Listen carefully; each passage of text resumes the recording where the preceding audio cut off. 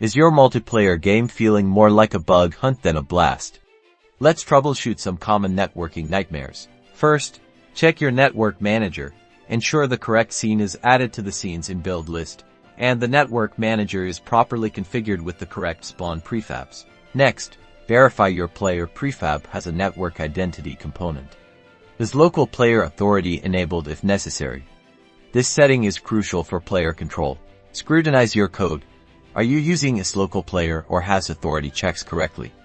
Improper checks can lead to unexpected behavior on different clients. Use the Unity profiler to monitor network traffic.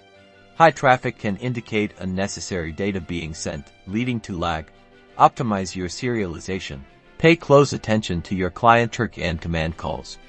Ensure they are only being called when necessary, and the data you're sending is as minimal as possible. Are players experiencing desynchronization?